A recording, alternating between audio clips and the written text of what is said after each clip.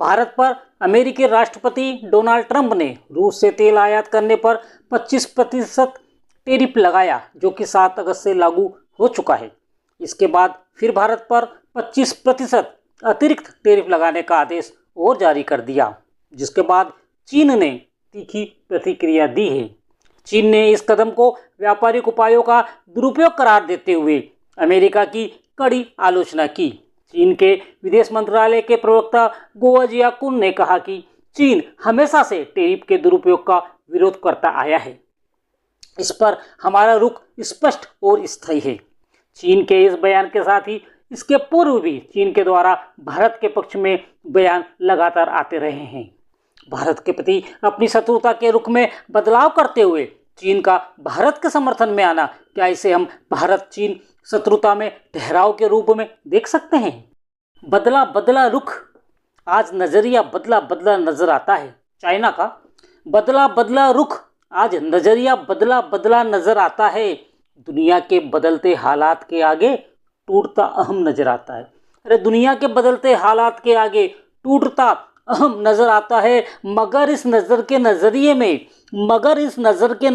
में हो अगर सच्चाई तो जान लो, मगर इस नजर के नजरिए में हो अगर सच्चाई तो जान लो, दुनिया को झुका देंगे कदमों में खुद में विश्वास नजर आता है। अरे दुनिया को झुका देंगे कदमों में खुद में विश्वास नजर आता है।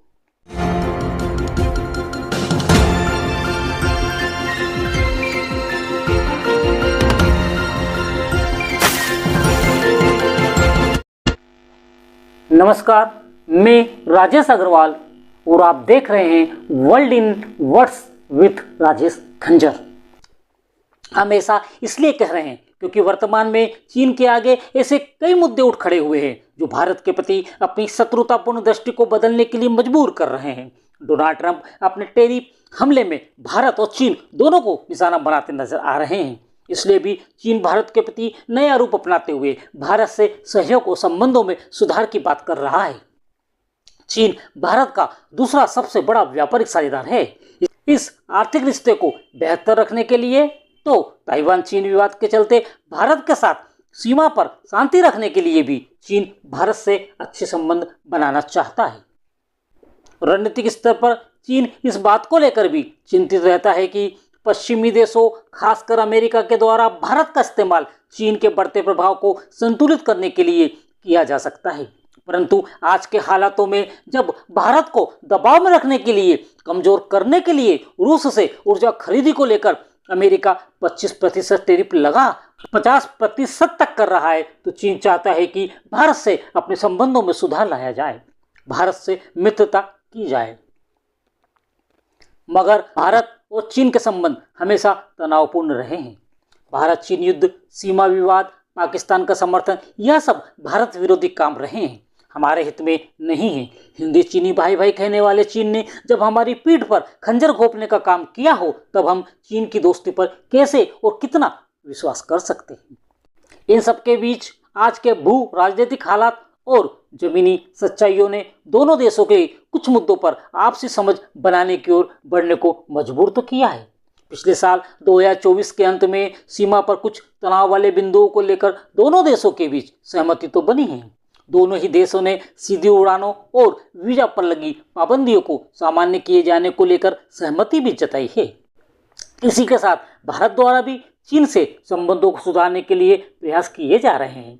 2025 में 2 वरिष्ठ भारतीय अधिकारियों ने चीन यात्रा कर संबंधों में मधुरता लाने के लिए कार्य किया।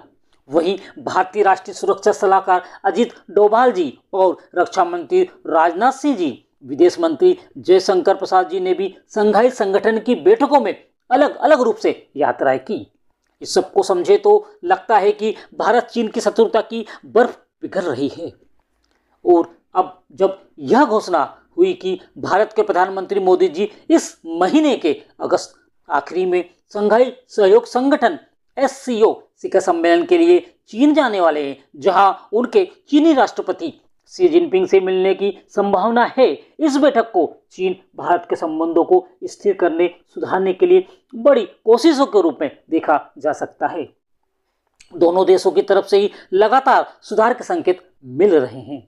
तो क्या यह कहना सही होगा कि भारत और चीन की शत्रुता में एक ठहराव तो दिखाई देता है।